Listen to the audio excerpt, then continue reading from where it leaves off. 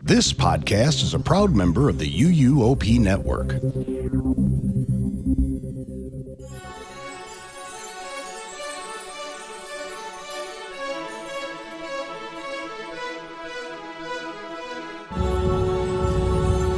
This is episode 709 of the unofficial Universal Orlando podcast for April 8th, 2026.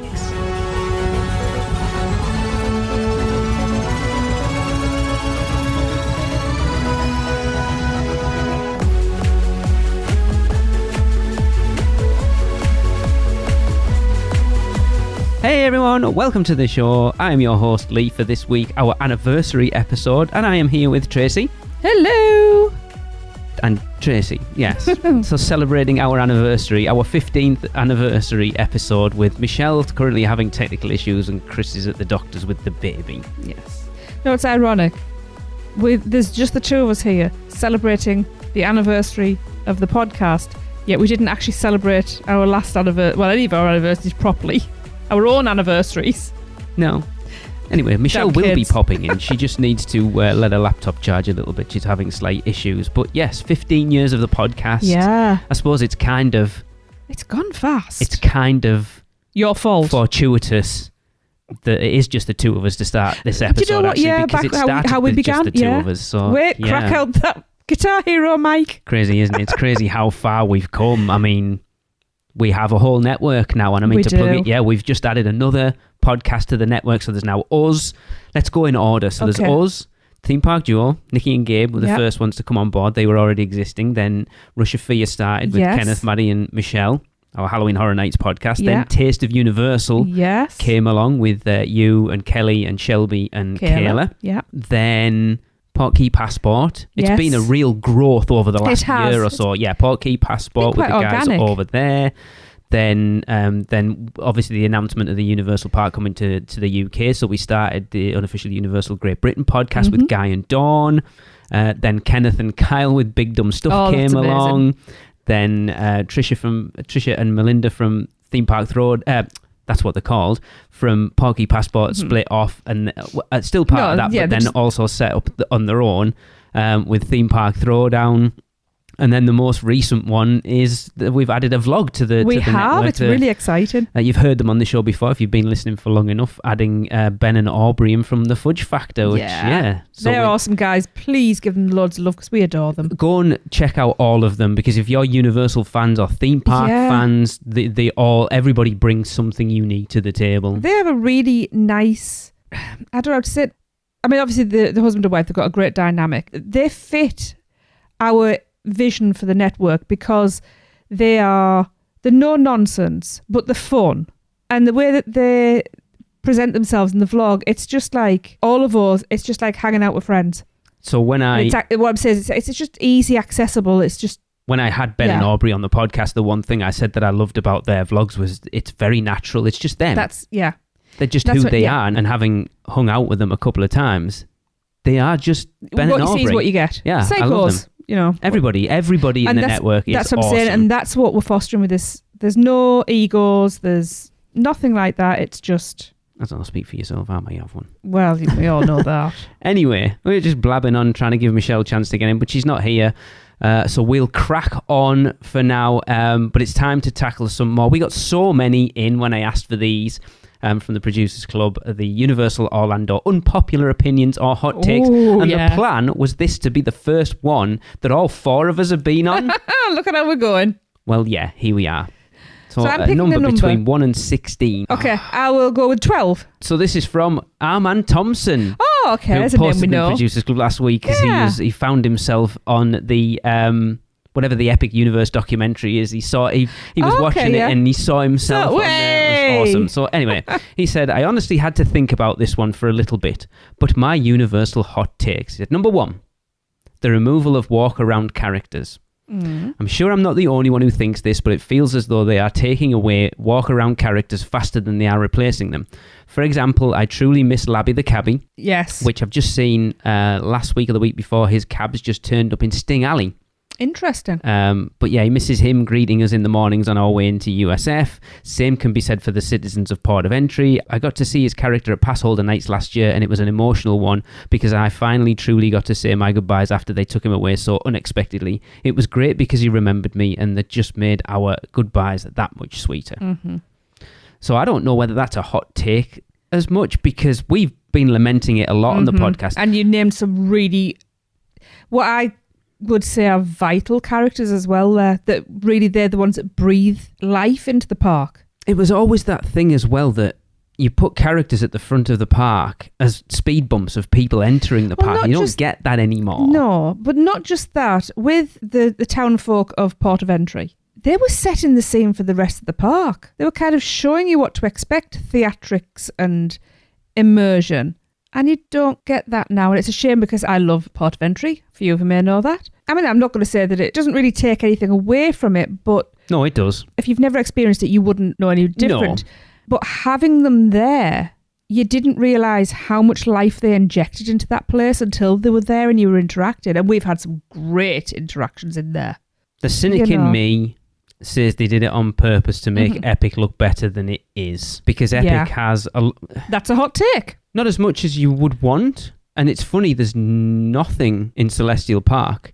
Now, we were very lucky that we got to see the Celestials during the grand opening event on that Wednesday night. Why that was a grand opening only thing, I don't know. Because there's nothing during the day. You've got the live bands on the stage and stuff, but as far as characters... I haven't seen any. But what gets me is all of that costuming. Yeah, for like 6 hours or whatever it was. It makes no sense. It's very strange. Have... Captain Cacao, why is he not there? Oh my goodness, I would kill to meet Captain Cacao. I didn't even know that I loved that character until I realised I loved that character. Strange, isn't it? Like, especially, you look at what we've got now with Prince Gator and Earl of Squirrel. How popular they are. Like, why haven't we got... You've created this brand new character, this original character for Celestial Park, for Epic Universe, especially with a character that people don't know. Because it's literally just a part of Moonship Chocolates. Yes, and you need to tell his story. Introduce people to him, and it's such a strange one. I'll tell you what they really need to do, and I would buy the out of it. Why not have like a children's picture book telling the tale of Captain Cacao? Yeah. That would sell $20. That'd fly off the shelves. Yeah, it's a strange one. When you look how much they've I'll write one, it'd be fine. How much they've really delved into Earl the Squirrel over the last few years. And then, like, say, Prince Gator coming out this year, you've got your own characters. You can literally do what you want with them. There's no IP rights. There's no licensing or anything. And he's so cute. It's such a strange one why they haven't. But I don't necessarily think that's a hot take, Armin. I think that's completely true. Yeah. But I do wonder, actually, with Prince Gator, whether they're, like, just testing the waters again to see if this sort of thing's welcome back. Oh. I mean, it's like, come on, it's always welcome. You only have to look at Earl to see how much people love those characters. And, I mean, the reception for Prince Gator this year was, even by us who didn't even get to meet him. I was gutted. Awesome. Hopefully he'll be there for future ones and we might get to one. Are we moving on? Number 2, he says, cheap overlays. I'll be the first to say I absolutely love the DreamWorks land and everything that it offers. However, at the end of the day, it's really just a cheap overlay of what Kids Zone used to be. If anything, it's kind of a downgrade. This one pains me to admit, but Minion Blast is another one of the cheap, quick overlays that I think could have been drawn out in additional 6 months to a year and we could have gotten a really good attraction. Cheap overlays are something that Universal have done for a while because I don't think they care too much. This sounds awful. About having a kids area in studios. I don't think they're that bothered, and it is a token It's thing. An appeasement. And it's like, we needed to do something with Kids Zone because no one knows who Woody Woodpecker is anymore. No one knows who Curious George is. And when you've got the license for the DreamWorks characters, why not? Well, exactly. Why not use them? But again, it is. It looked great when it was all freshly done, and then it quickly went downhill. We have seen how many repairs and how many things have been it's not even that. replaced. I mean, the swamp is gone. Remember from Little Things last week that the Kung Fu Panda one's just about gone as well. They're expecting that to get paved over. So I don't know. It's such a strange one. But other than that, Minion Blast. See, I like Minion Blast. But it is I wouldn't say it's an overlay as such. Well, no, it's not. It's better than what was there. I was going to say, it's not an overlay because it's completely different to what was there. I like it. I love it. But could they have done something better with it? Is it a cheaper version of something it could have been? Probably. Yes. Yes. It's quick, fast, get it in. it was supposed to be a crowd eater. You can tell by the queue line the queue's quite small, actually, when you look at it. But it's when have you ever been? Oh, I don't think we've queued longer than 20 minutes for it. Exactly. So unfortunately, it wasn't as popular as they anticipated. No. But we don't mind. We don't complain about that. We can hop on and off it. No, and it's again, you've got to look at the perspective of theme parks have a budget. Yes. And so it's like you either get this there, or we just leave it as it is. And I would take Minion Blast over Shrek 4D any day of the week. I would take DreamWorks Land over Kids Zone any day of the week. Because to be fair, I'm not really going to go in there. What they need is another Butterbeer to boost the revenue. Probably. Yeah. Or raise the capacity of Epic and do that. But no, thank you. It's perfect. Well, I won't say perfect, but it's good as it is. I don't think raising capacity over there is right yet. Next. Michelle's still not here. What are you doing, woman? Number 3, the fact that you never actually save Kate on a Skull Island. So this one honestly just makes me laugh, but I'm sure I'm not the only one. You hear her on the radio at the being end. Torn to pieces? No, she's alive because she's like, I made it out or something like that. Chris always brings this one up. She said, I'm not the only one that realises that not only does Kate get taken twice in 2 different scenes, that's what she said. Way. Neither of them show any explanation of how she got out of it. When the big claws take her and you move into the final scene, Kate should have been cooked at that point, lol. And then all of a sudden she comes back at the end. Yeah. It's a big plot hole, isn't it? It's not a plot hole. Well, it is, because, the size of that claw. It just happens off screen. She's a badass. She's such a badass, she gets caught twice. Yeah, but she gets out of it. Useless bugger. How do you know? I don't know whether that's a hot take, but yeah, it is it's a strange one that it's like... That's a puzzler. No, I like that one. It's a little bit like Fast and Furious at the end, where it's like, it just kind of ends, which this one doesn't, but kind of does. It's like, big, and then, crap, how do we get to the end? Oh, well, here's Kong, and while you're looking at that, we'll go, hey, kid, how are you doing? Oh, I'm good, thanks. Cheers. We know it's a crappy ride. I love... actually... It is a crappy ride. It's like Fast and Furious. It's not crappy. When you look at what it is, it's basically just like didn't we work out it's a hexagon?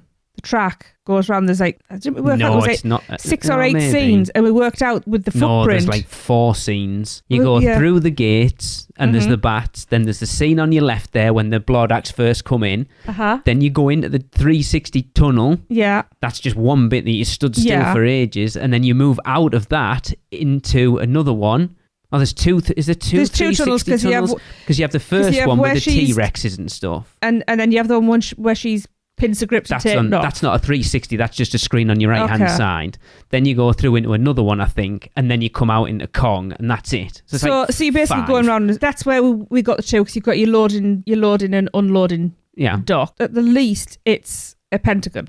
It's such a really which good just use shows of it. It's space, great. It's great use of the footprint, but Fast and Furious is basically the same kind of thing. Yeah, but really badly executed. Terribly executed. Because it doesn't have that grandeur of the entrance and stuff that Kong has. Yeah. And these are essentially, I know they've got they used to have the 3D, and you've got that great Kong at the end. But again, they are quick, cheap rides. I wouldn't necessarily say Kong's a quick, cheap thing. It's a quick thing to put in, is what I'm saying. It's small. It's basically a carousel. What you've got to consider with that, though, unlike Fast and Furious, where they were putting it into an already existing building, there was nothing there for Kong. They built that from the ground up. I know. I'm just saying, in the grand scheme of things, when you look at other rides, it's basically a plug and play. Oh, yeah. That's what I'm kind of saying. It's like Minion Blast. It's quick to put in and get up and running. I'm never going to... it took a while to build, I know that. But so the difference between Kong and Minion Blast is Minion Blast was replacing something else. Kong is adding capacity to that park because it didn't replace it. So you could put the worst ride in history in the park, but it's even if 20 people a day ride it, it's taking people guests. Out of exactly. So I'm never going to complain about that. But no, I see what you mean. I just wish that we could have the outdoor portion a bit more often. We haven't ridden it. Did we? It went outdoor last time we rode it. I don't even remember. And his final one, number 4, I guess I don't think this is a hot take. I think a lot of people agree with this. He said, no cover into the parks at Epic. I can deal with a lack of shade inside the parks. Interesting. No, this is a different one.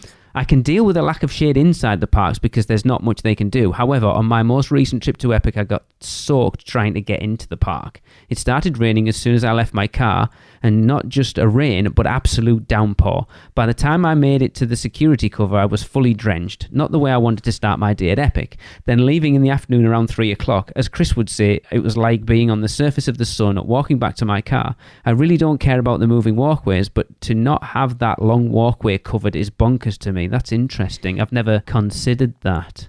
Because it's not the sun that he's specifically... I mean, obviously... obviously, a polytunnel's not going to be a good idea because heat. They're not going to do it, right? Because no, they're not. It's all about theming. And if you start to put any sort of covering over that entrance way, walking up to Epic from like the bus loop, for example, it's going to look... You're not getting... I get it. So you're not going to get it. No. But I understand. I hadn't considered that because that can be quite a trek, actually, depending on where you parked. And I don't even know where the parking lot is, to be fair, because we've never been anywhere near it. So where we cross over from the hotel, that one time we stayed at the hotel, and we crossed into the bus loop. We cross over.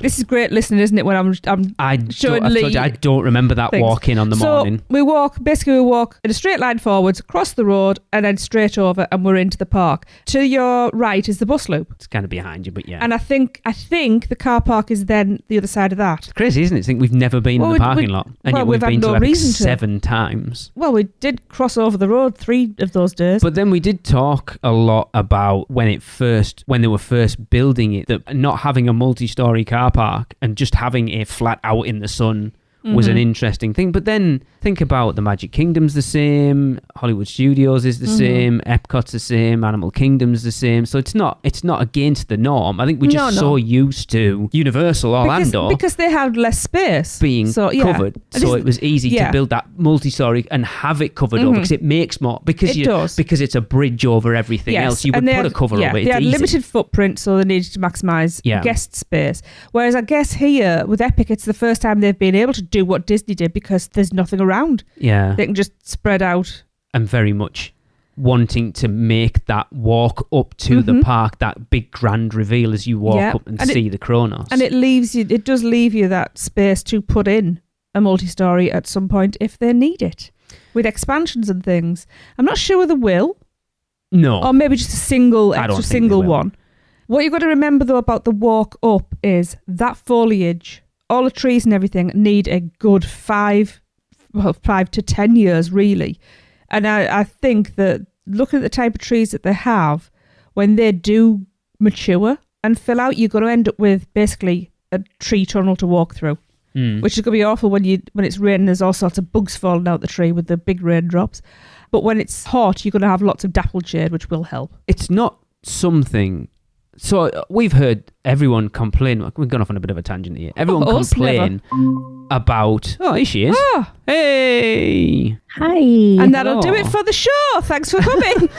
Oh, Michelle, we're well and truly into Armand Thompson's hot takes, unpopular opinions at this point. We're just talking about the lack of shade walking up to Epic Universe, not in Epic Universe itself.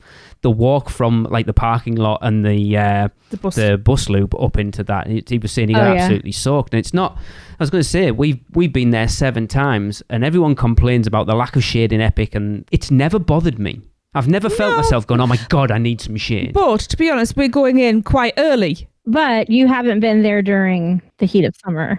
Yeah, Are you kidding me? It was boiling when we were there opening week. Because it was horrendous. But also we've gone in very early every morning before that heat has actually started to properly rise. But even in the park, I've never been like... I died. I died multiple times an hour in there. It's like the devil's arse crack, but it's never bothered me as one. Look, devil's arse crack with an old-fashioned. Boiling for you guys is very different than boiling for us. Mm-hmm. That's what I'm saying. It should be worse for us. It doesn't take very much for you to feel like you're boiling, I guess. But like, I'm also a woman of a certain age. Multiply what you're feeling, double that, and then say it's it's still not that bad. But that's what I'm saying. For us, that heat should be worse for us then. And I've never felt like, oh my God, get me out of this park because I am so hot.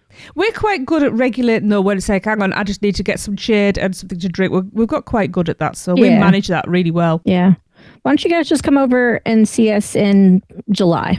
Yeah, no thanks. I've done see August. How you feel. I've done August. That was I did bad August. enough. I died. Yeah, exactly. Yeah. It was hugging all your friends and everybody's damp. Oh, literally. Yeah. You couldn't wear the same clothes twice because they were damp, and you couldn't put them on the next day because they were still damp.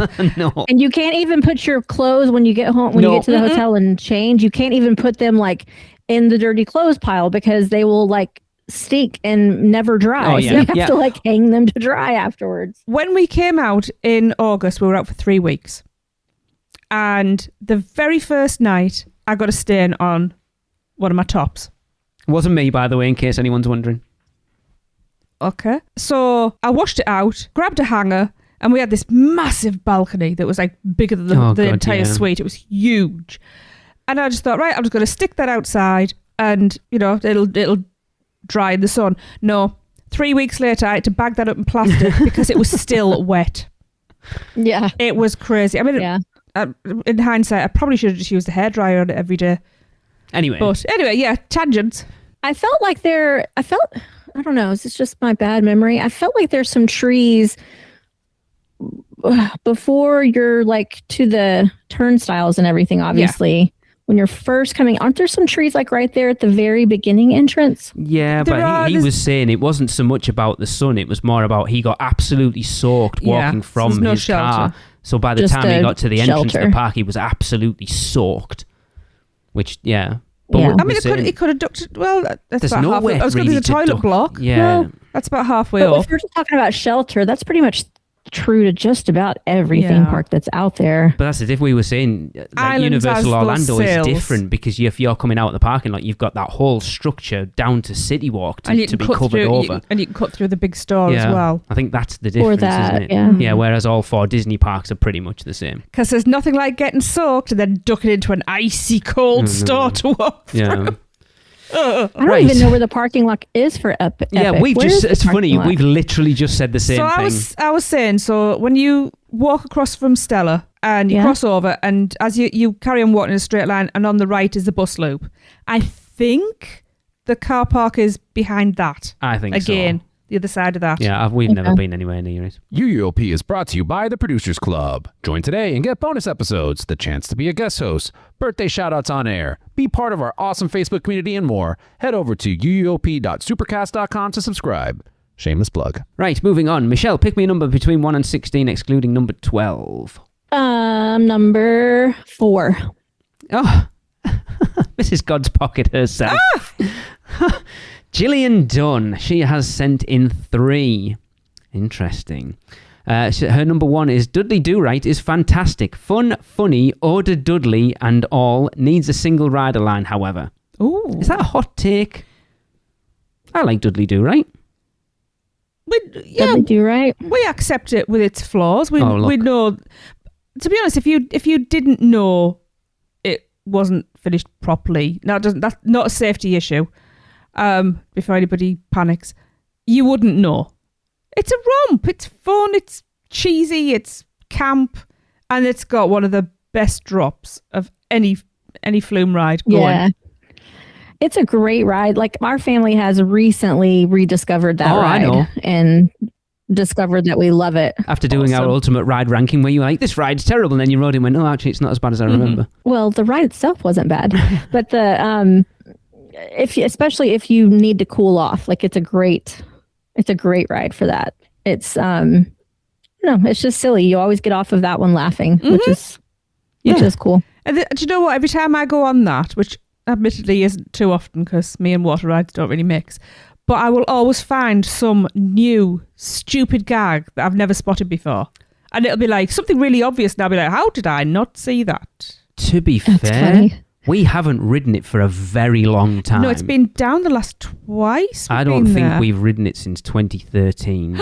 We need to rectify that. Oh, wow. Yeah. We need to go in July when we'll appreciate it. Because I don't think we've done Popeyes since then either. We got to do a water ride day because that's the best way to do it. Just get them all out of the way at once so you're just soaked for a few hours. That's what we normally do. Change clothes and you're good to go. Well, I used to be that person that I didn't give a crap. I wanted to be the head that everyone was laughing at, soaked. So I would quite happily get drenched and then walk around the park soaking. But that was when in my much younger years. Now I have Crocs. I'm good to go. Everything chafes now. Yeah. It's more, I can deal with clothes. It's soggy socks and trainers. No, I need dry underwear. That doesn't bother me so much. I'll tell you now, you wear a wet underwired bra, sir, and then talk to me. I mean, I would be uncomfortable wearing an underwire bra, dry or wet. I mean, true. I threw mine today. It's horrible. Wow. I don't wear underwires anymore. Sorry. It was only because I was sick of my else boobs being at my knees, and I was like, oh, let's see what it's like. And I discovered that when I walk downstairs, I can't see them. Anyway. So no more underwire bras for me. Girl, let them hang. Let them hang. You know what? That's part of the beauty of being past middle age. Yep. Swing low, sweet chariots. Gillian's number 2, moving on. Look, Gillian will appreciate what I'm saying. Saggy God's pocket. I mean, she does deal with boobs for a living, so she probably would be okay with it. So number 2, she said Antojitos is just okay. I agree. The last it used to be oh my God, I love this. And then the last time I went, I came out going, I'm not in a hurry to go. I think we made bad choices with the food. We were also seated in a terrible place as well. Right next to where all the cutlery and crockery was, and it was just noisy and horrible and smells. Nicole should have been there. She'd have set us in a decent place. And I was advised for the wrong meal, and it just wasn't all that. I mean, it's a loud, there's no way around that one. It's going to be a loud restaurant unless you're sitting outside. Yeah. We did have a meal outside when we were there. I don't remember, within the last couple of years, and that was nice. But yeah, if you're up for a party and like a band and some live music, that's kind of a cool place to go. Which we have the food, I think, has also gone downhill. That's it. And let's face it, that's what you go to a restaurant for, is the food. I mean, the best meal we had there was 2015, and there was about 13 of us. So we had it was more about the big hanging out with friends, where the food was good back then. I agree. But the atmosphere has gone. But when we went with Lorne and Kieran and Pippa, that was really nice, even though they were asleep because had just arrived. And but we were trying to talk with friends, and like you said, we couldn't hear a bloody thing. It's like Bob Marley's with Hope and Danny last time. Loved we couldn't it in hear there, a bloody but thing. It's not a place to go and talk. Yeah, I agree with that one. Yeah. And her final one. Oh. She said, churros suck. Always hard as rocks. Do you know what? I've stopped buying them, so I'm with you, Gillian, because I know what fresh churros are like, and they are not fresh churros. Yeah. It's hit or miss. If you happen to be able to grab one as soon as they restock one of the little cabinets, they're great. Otherwise, I agree. And to be honest, even they're not fresh either, because they've been transported over. You want one where you're burning your hands on the oil that's coming off them. So the last decent churro I had at Universal, sorry guys, this is going to come with a slight humble brag, was during our VIP tour for the opening of Epic Universe last year, when we were in that sound stage, and I got one of the blue. They did the the ones they did for Velocicoaster, Michelle, with the blue. You didn't get me one. You were double fisting bloody whatever it was you were drinking. Evaporating alcohol is terrible. Big complaint. She was fisting what? She was double fisting some punch from the corner. What was funny though was you were only allowed one drink at a time, and I was like, it was Chris's fault, not that Chris. Different Chris. Yeah, different Chris. I was like, we're about to leave. I better go and drink this one and come back. And he went, you need one for your friend as well, do you? I can see your friend over there.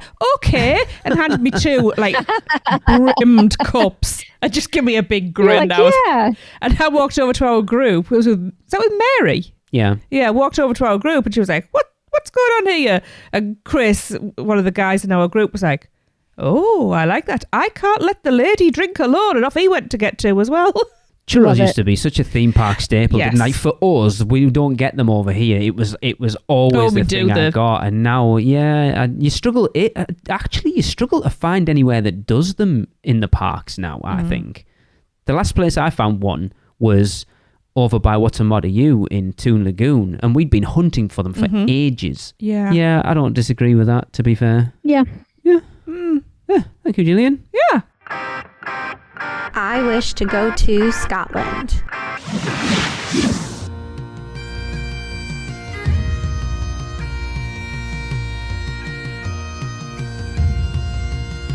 They may take our lives, but they'll never take our freedom!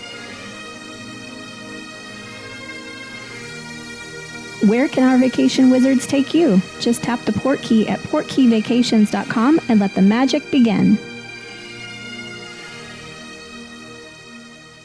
Tracy, Yes. You're not picking a number? Oh, no, you know what's I there, don't don't pick a you? number because I know what's there. 13. Of course, number 13. Of course, I don't know number why you 13. didn't pick it first time round. Because 12's my number and 13's my other number. Right, number 13. Oh, buckle in, people. Oh. This is the one I have been waiting for. Oh. Taylor Filarowski. Oh, bring it on, Taylor. Oh. So she says, hey everyone, I can't wait for this episode, hoping some of mine will be good. She's got a lot, by the way. When you say a lot, how many's a lot? 12. Wow. So, number one, she's even put them into sections. So the first one is rides and attractions. Number one, Kong is the worst ride on property. I hate having to crane my neck to the side on a ride, and it is bumpy and uncomfortable. At least Fast and Furious is silly and funny. That is a hot take. That's a very hot take. That's two hot takes. What, the Fast and Furious It is was silly one and funny? thing to bash Kong, but then to make it better than Fast and Furious. No, to make Fast and Furious better Those are than two it, yeah. separate discussions. I like Kong a lot. I think it lost a lot when it went 2D. But it's Me not. too. I could name you at least 3 rides that are worse than it. I can name a lot that are worse than Kong. Yeah. Simpsons, Fast and Furious. Okay, so Kong, I'm not a big fan of it now that they took away the 3D because I hate that I can see all of the stuff we're not meant to see. Mm-hmm. Yes. So clearly. I hate that. It takes me out of, I can't suspend my disbelief so well. Yeah. So I do like it, the older version better. Agreed. However, it's still a really like ingenuous ride. Like it's trackless. That's super cool. The way that the vehicles interact with like the dinosaurs and Kong jumping across us. And I mean, that's very, it's very cool. And the freaking, let's not talk about the animatronic at the end. Holy shit. Yeah, I mean, that's one hell of an animatronic. Yeah. Like as a finale of a ride. Yeah. Yeah. And the queue is arguably one of the best queues I at agree. Universal. We don't often do the queue. If we're lucky enough to have Express, we're bypassing it.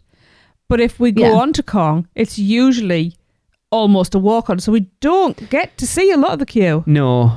But we have, obviously. It's true. Yeah. However, it's never hot in the queue. No. I'm completely covered in the queue. You know, it's if we're expressing, then it's a pretty quick to the ride. Yeah. But if you're not expressing, then it's got some phenomenal stuff to see along the way. It's just a really cool kind of creepy environment to be in. I think that, Taylor, that is very much a hot take because I don't think Kong is anywhere near the worst ride on property. No. There are many. Definitely not under Fast and Furious. Yeah. You see, I know that Lee agrees with me here, and probably you do as well, Michelle, that Fast and Furious is an experience of two halves. Once you get into the pre-show, that's the best bit. Give me the pre-show, let me leave. Don't need the rest of it. Yeah. Yep. You know, just give me a Fast and Furious show. Yep. Do you know what?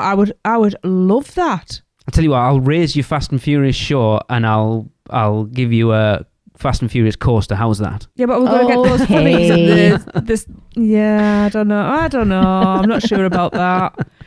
But Simpsons. To be honest, I will not ride Simpsons again. No, I would if it was a 5-minute wait. No, just because. it hurts. It doesn't hurt. And I'm worried for my safety on it. It just makes me so sick. It's so hot in there. Yeah. So right, and number 2, Stormforce Acceleratron Be careful. is legitimately one of my favourite rides on Okay, property. I love you Top again. 5. It's okay. We're okay. Yeah, it's fine. I love spinning rides, and this is the best spinning ride I have ever been on. Okay, well, Taylor, I'm telling you this now.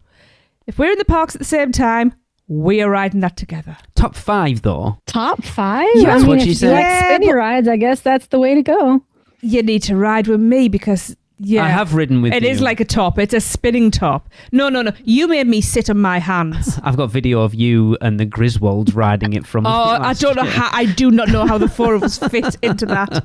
It was one buttock on the seat and legs locked, and I swear I thought we were going to take off because we came out. Every muscle in our bodies ached from getting that to spin. It was There was brilliant. no way I was getting on that. You couldn't have done. You couldn't fit. I don't care even if there was room. I've been on it. I'm happy with that. There we go. I'm proud of you for going on because I thought you'd be ill. Yes, me too. Yeah, it killed me to actually sit in my hands and not spin that thing. I wish it was one of those rides that I like to ride a lot because it never has a wait. It's a lot of fun. It's okay. I'll ride with Taylor. Yeah. I can ride it. I can get sick on it or not. If I close my eyes, then I don't get sick on it.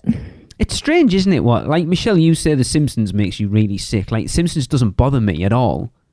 But yeah, Forbidden Journey, which we're going to talk about in a minute, I cannot keep my eyes open for those screens. It kills me. That was why... It started getting me a little. That was 50%, if not 60% of the reason I was ill coming off Hagrid's that first time we rode it with you and Robin, Michelle. It wasn't Hagrid's. It maybe was a little bit of...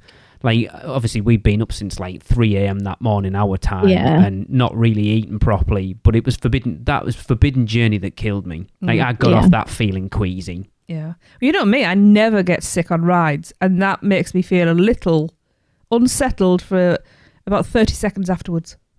That's a lot. Yeah, it needs to be. It needs an overhaul. Like, it really does. It didn't used to make me nauseous really much either. At all, even before it had the fans in it. But the longer time passes and the screens aren't updated, it gets worse and worse for me. Yeah. It is. I do like that they installed those fans. That's really helpful for me and my type of motion sickness. It could be an age thing as well, to be fair. For all of us, it could be an age thing. Like that we're getting older and our bodies just don't.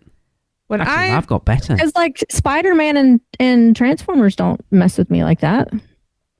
I don't think they're as dynamic in the movement as something like Forbidden Journey is, though. Minions doesn't mess with me.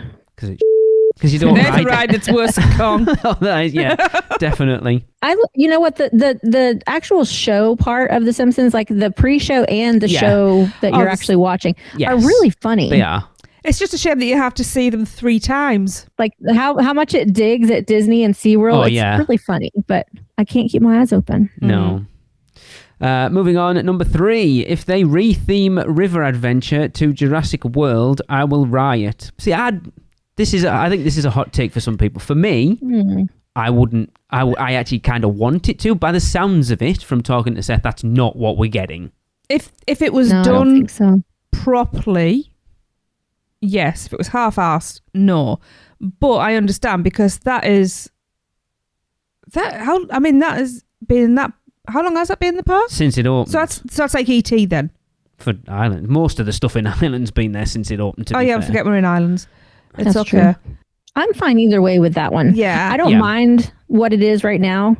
It's fun regardless. And the way that animatronics are, it's like you said, it's nostalgic. With it's the wonky akin neck. to E.T. I particularly like the Stegosaurus who is chewing and his teeth are lifting up and like the whole mouth thing, the rub of the teeth. Oh my goodness, I laugh every time at that. I don't have the same nostalgia for Jurassic Park that a lot of people do. I know, because you're which is why it wouldn't bother me if they changed it over Jurassic World. Yeah. And I think we complain a lot about parks feeling modern, and I think if you wanted to, I mean, Jurassic Park's a weird amalgamation right now anyway with the Blue Meet and Greet and Velocicoaster. Yeah. You've got that mix and match. I would say just scrap Jurassic Park and make it all Jurassic. If you want to go hot take, just get rid of Jurassic Park and make it Jurassic World. I'd be quite happy with that. Actually. Yeah, me too. Come at us, people. I'm dying for a Gyrospheres ride. Like, give it to me now. I'd heard they'd started designing that, but what happened with it, I don't know. You kind of, I don't know, you've kind of like, I feel broken because my brain's going, wait, what? You know I'm not the biggest Jurassic Park fan. Sorry, Andy. No, but I was like, wait, what, no Jurassic Park, but all Jurassic World? I'm like, no, but yes, but no, but yes. Because obviously I'm huge with nostalgia. But the thing is, Jurassic World is in Jurassic Park. It's the same park. I know. I want Jurassic World and inside Jurassic. I mean, I want Jurassic Park inside Jurassic World, but I want like the decrepit, broken down, old version of Jurassic Park. Some type of experience that we can walk through. That would be cool. Wouldn't that be cool? Because my brain's going, you love dinosaurs. What's better than dinosaurs? More dinosaurs. So I guess I'm on board. Mm-hmm. Right, we need to rattle through. Number 4, her final rides and attractions one. So I have been on Ministry of Magic and seen Le Cirque Arcanum. Yeah. Forbidden Journey is still my favourite Wizarding World attraction. Which is funny after what we've just been saying about it. I like Forbidden Journey. I would like it more if it didn't make me sick. Mm-hmm. Because I do still like it. Out of all of them, she's saying that's her favorite one? So better than Hagrid's, better than Flight of the Hippogriff. Everybody's entitled to their opinion. Even if it's wrong. So hang on. Run that by me again. Forbidden Journey is a favourite Wizarding World attraction. Out of all of them. We need to do an episode of ranking those, like ranking the Potter attractions. I think that could be a good episode, actually. Hagrid's is the best, sorry. I obviously I respect everybody's preferences, and it's absolutely all right to be wrong. No, I'm kidding. There's nothing wrong with liking what you like. Personally, no, that is not my number 1 or my number 2 or my number 3. We rarely What's your number 1? What's my number 1? Potter attraction. Potter attraction. Well, I think Gringotts. I like Gringotts. I love Gringotts. Yeah, but you have it's issue glasses. with the glasses, It's glasses. don't you? Yeah. That's the problem for me. It's the glasses. Probably Hagrid's, very closely followed by Le Cirque. Because I love that show. Sister Wife. See? What was the first one, sorry? Yeah. I zoned out. Hagrid's. And I would ride that thing backwards. What I would like to see, and it will never happen, but obviously the next iteration, like the evolution of the Forbidden Journey technology is Monsters Unchained. I would love to see them go and do a full overhaul of Forbidden Journey using what they've learned with Monsters Unchained in there. Could be amazing. Wow. When you look at things like the Phantom, imagine like Dementors and stuff like that. Yeah, with that level of... I mean, it wouldn't work as well because I don't think they have the same space that Monsters, because obviously you've got a lot of Forbidden Journeys done by the fact that they've got those carousels in, so you can put a lot. But then, I don't know. I wonder what the length of ride is between Forbidden Journey and Monsters. I wonder if it's the same, because you spend a lot of time in Forbidden Journey just going through about those the same carousels, don't you? Whereas Monsters, you never sat in front or in front of a moving screen. You're moving across in front of a screen. You never, like Forbidden Journey, you're in front of a carousel, kind of moving in a circle, not round. So it's I would love to see, because obviously the way the Kuka arms attached to the ride vehicle is different on Monsters than it is on. Yeah. You see, what was that thing that we had? And it was, because it was Haunted Mansion, and basically you managed it. It was just... Oh, there was a Tower of Terror one as well. Yeah, Tower of Terror. Yeah, that's what I meant, Tower of Terror, and it was... It's just like a 8-bit thing. Yeah, and it was great. Do you know what? I would love to see, like, Monsters and things like that done like that. Because that was a lot of fun. I really enjoyed that. But, I'm a nerd. It was funny when you look back at when Forbidden Journey was the hot Potter attraction, and it was like hour and a half long waits, and now it's like Hagrid's went, hold my beer. And then Ministry of Magic went, Hagrid, hold my beer. Hold my butterbeer. You keep missing that. All right. Goodness. Yeah. It's like but I'd say we rarely ride Forbidden Journey now, just purely because... I'm not waiting that long.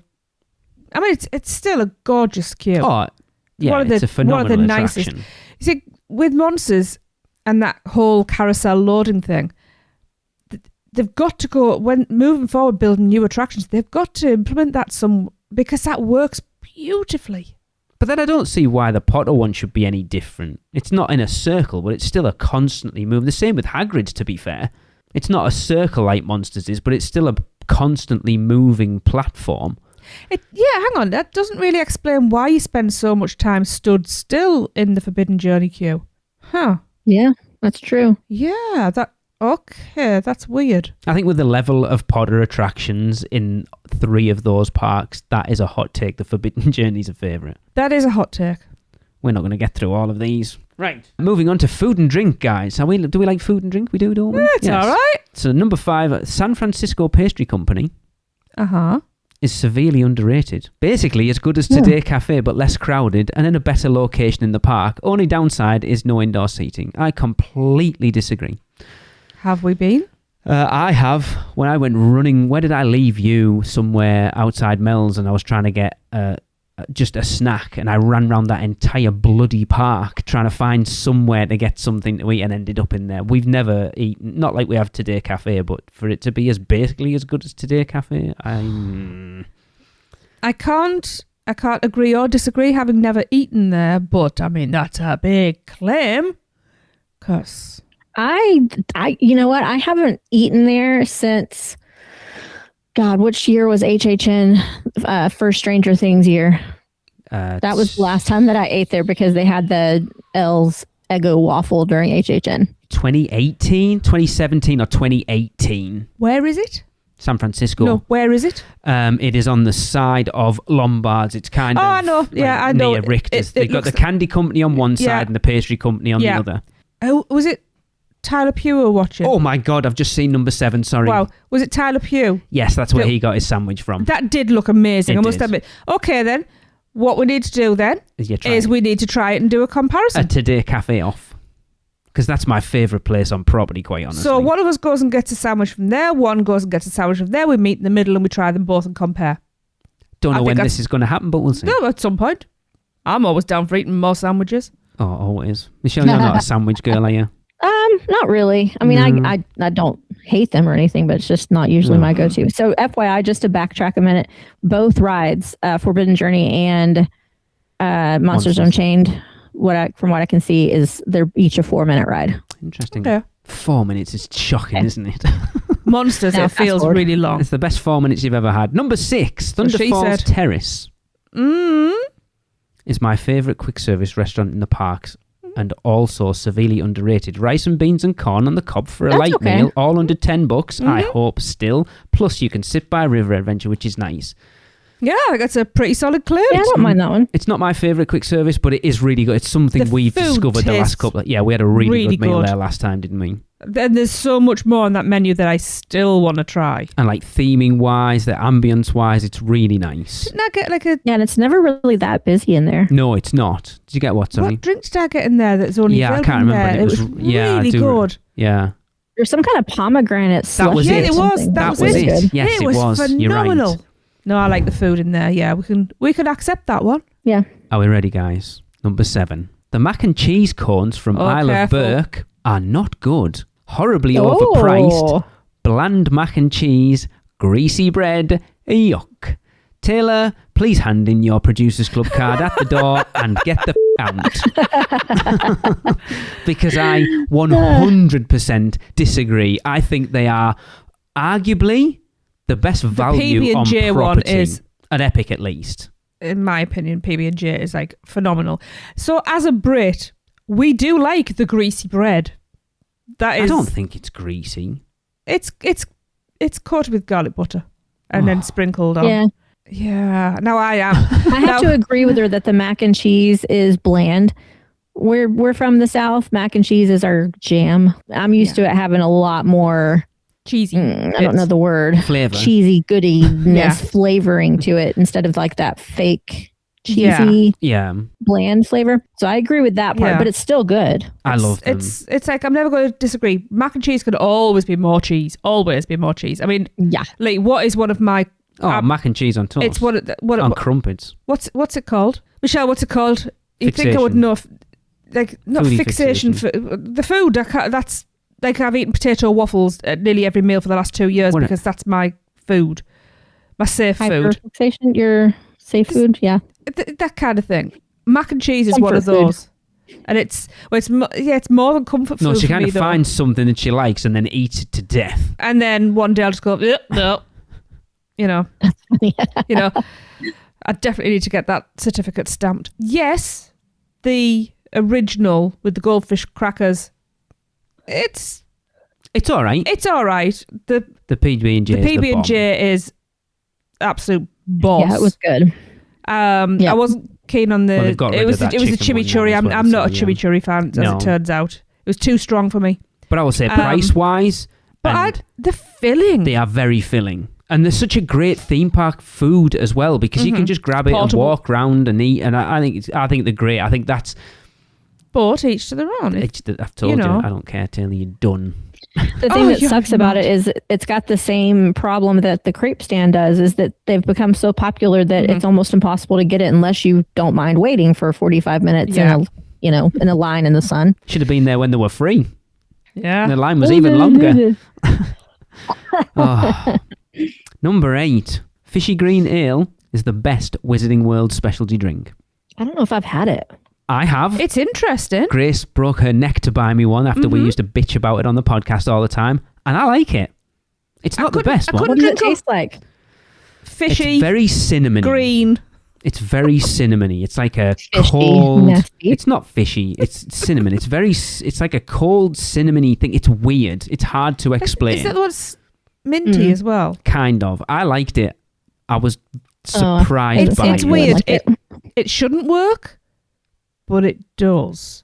I couldn't drink a whole one. No, but a whole cup of it is a bit too much. I'm afraid I'm far too much of an alcoholic when it comes to those places. I mean, it doesn't exist anymore, so I can't argue pumpkin juice. So, I mean, no, that was the best.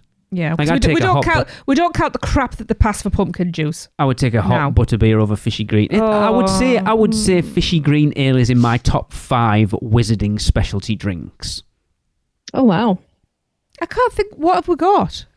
3 The types of butterbeer. lemonade one, what's that called? Yeah, The tongue-tying lemon squash. That's quite nice. Otter's fizzy orange juice. I didn't like that. That's good. There's like a pear cider. There's Fishy that's Green really good. Ale. There's missing- pumpkin fizz. That's awful. I don't remember. I liked it. And I appreciate Grace for buying me one, and then I bought her one back. It wouldn't be my go-to. It wouldn't be my first choice. But if that's what I was getting, I wouldn't be unhappy. I liked it. Well, I told the story before. The first time we went into the Leaky Cauldron for lunch, I ordered a Fishy Green Ale, and the team member went, "Are you sure?" I was like, "Yeah, why?" "Well, I wouldn't if I was you." Like, why not? It's disgusting. Shouldn't I do was like, that. "All right, then I won't." And I didn't get it. And ever since that episode, Grace was like, "How dare you? If we're ever in the parks together, I am buying you a Fishy Green Ale, sir." I'll tell you what they should do is a small flight of all That the would drinks. be awesome, actually. You know. Yeah. That would be cool. Yeah, and people would buy it. Yeah. Just like a 2-shot. Yep. Yeah. Yep. Of like all 3 butterbeers, your Fishy Green Ale. Yep. Yeah. $90. Yeah. Right, we're going to wrap up for number 9. Taylor, we will come back to these at some point. I will not forget. We'll start with those ones. But number 9, she said, none of the sit-downs in islands or studios are very good. Mythos is fine, but the best meal I had there, couscous bowl, is something I can make myself at home. True. Confisco is slightly better, but shares too many similarities with Mythos to be that special. Lombards and Finnegans are just bad, although I love the bar area of Finnegans. This is by far Universal's weakest point when compared with Disney. Epic has improved the math a little with Atlantic, but overall still a weak point for Universal. Minions Cafe is You awesome. missed out Blue Dragon. Blue Dragon, in my opinion, Blue Dragon's better than Atlantic. Blue Dragon's way better than Atlantic. In fact, Blue Dragon's probably the best restaurant in any theme park, in my opinion. Well, I think we've got a pretty decent view at this point because we've eaten at Atlantic twice and Blue Dragon twice. Yes. So My second meal at Atlantic, my second meal there was definitely better than the first. Yeah. Me and John we just like, I want this and I want this, but I kind of want that and I kind of want that. And I was like, we'll just order both and have it 50-50. He was like, okay, cool. And there was alcohol. I don't disagree with it. Minions Cafe is the only one I can think that really stands out. Yeah, but that's not considered a sit-down restaurant. It's still a quick service. Yeah, that's true. Well, then there isn't many, But this is something we have said. We struggle, unless you're going out onto City Walk, you struggle to find anywhere. But then that's the argument. If the sit-downs in the parks are crap, you literally walk out of the park and you've got some of the best restaurants on property. Yeah, but not everybody wants to leave. But I don't want to leave the park, just to eat all the time. That's why you do quick service and a main meal out on City Walk later on. Yeah, that's usually what I do. Yeah. And I agree. I mean, to be honest, any of the meals that are in the restaurants you can make at home. But I agree, when there's things like couscous on the menu, it's like, come on, that's just like boiling water and a bit of flavouring and couscous. Because we really disappointed with veggies. Confisco when we went there, to be fair. And I know Kelly keeps telling me to try it again, but I was less than impressed. My food was not good. Mythos is all right. Oh, I mean, I know it wasn't as good. The Knife, Fork and Spoon grilled cheese. I know the second time it wasn't quite as good, but it was still delicious. Time for them to update their menus. They've had the same menus for so long. I think it'll be coming soon. They seem to be overhauling everything. Finnegan's was all right when we went. We've never been to Lombard's. I think I'm it, banned from Finnegan's. There's not many. No, there's not. You've got one in Islands. One? Yep. Quick run round, one. And then what? Because everything else is quick service, yeah. 3 in In Islands, you got Confisco's and Mythos. Oh, Confisco, sorry. Yes. Oh, yeah. Yeah, I forgot about that. So two there. And then... And two at Two in Studios. Yeah. Like I say, we've never been to Lombard's. It is somewhere I want to try, but you've always put off because you're not a big seafood fan. I like fish, but there's a lot of shellfish, and I have to be careful with shellfish. They don't have a very diverse menu. No. I mean, it is supposed to be a seafood restaurant, but... Yeah, I don't do crab or lobster or anything like that. I don't like it. Well, there we go. But yes. Yeah. Thank you, Taylor. Yeah. Some right thought provokers there. Oh, there's more yet. But we'll get to them we'll on a next later time. episode. There's another 3 because there's a couple of HHN ones in there. So might upset Michelle. But yes, Michelle, as we briefly talked about it before you were here, Chris can whistle because he's not here. The day before this comes out was our 15th anniversary. Obviously, Tracy and I, we thought it was quite interesting that Tracy and I started this episode off, just the two of us, because that's what started it off. So, yeah, 15 years of doing this crap. Well, that's kind of cool that you guys started the episode. It was interesting. Yeah.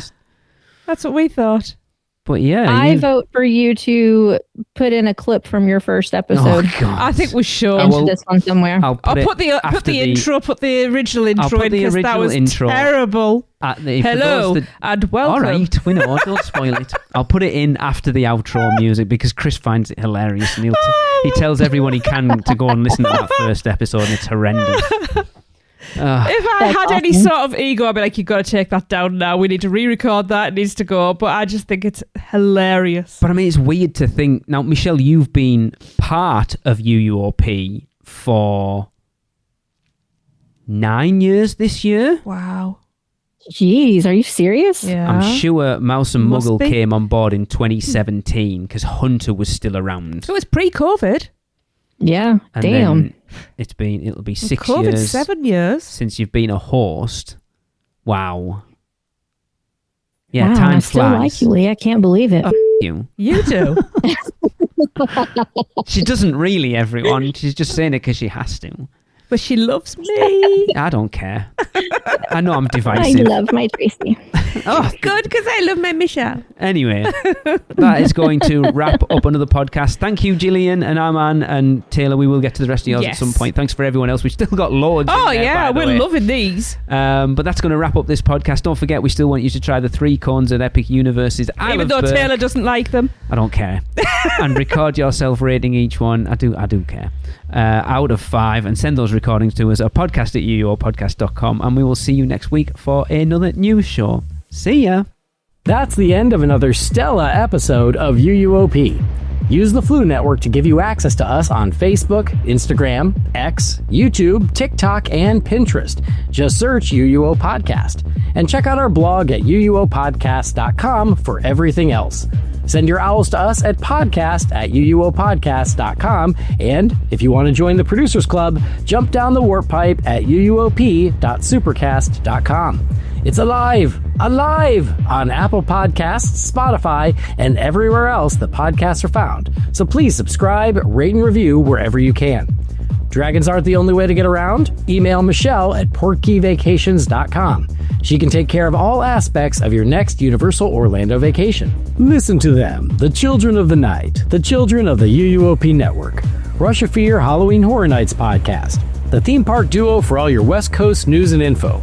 The Taste of Universal, Universal Orlando Food Podcast, Portkey Passport, an adult-centric Disney podcast, the unofficial Universal Great Britain podcast, and Big Dumb Stuff, our comedy, pop culture, and themed entertainment podcast. Make sure to subscribe and come back next week, because in the end, it turns out all we needed was a little more of this. This podcast is a proud member of the UUOP network.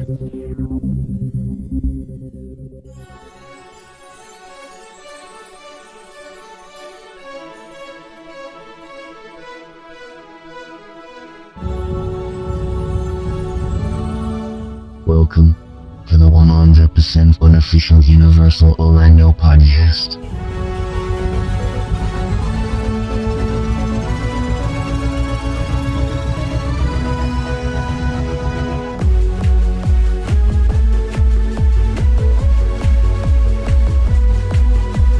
Hello and welcome to the first episode of the 100% unofficial Universal Orlando podcast.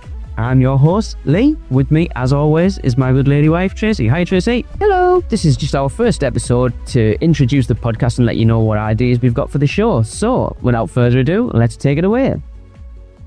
So, as I said, the idea behind this episode was just an introduction into the podcast and let you know what our plans for the future are.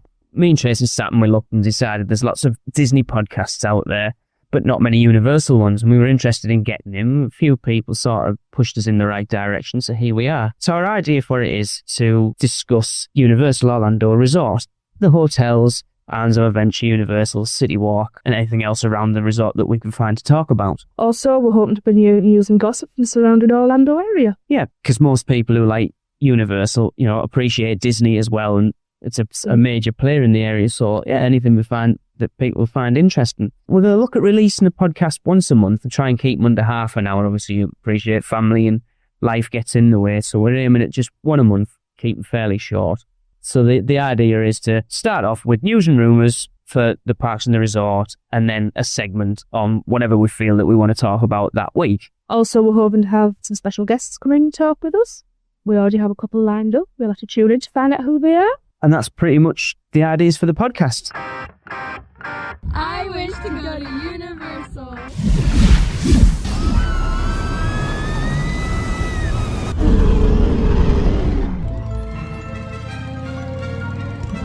Right, off you go.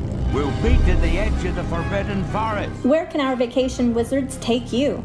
Just tap the port key at portkeyvacations.com and let the magic begin.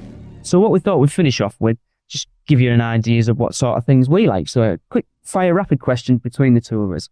Tracy, favourite ride in Islands of Adventure? Islands of Adventure would be Spider-Man. Any particular reason? I just like it. It's fun. It's colourful. There's Spider-Man, obviously. It's a sit-down. It's cool in both senses of the term. I'll agree. Spider-Man's my favourite without a doubt. The first time I rode Spider-Man, it absolutely blew me away.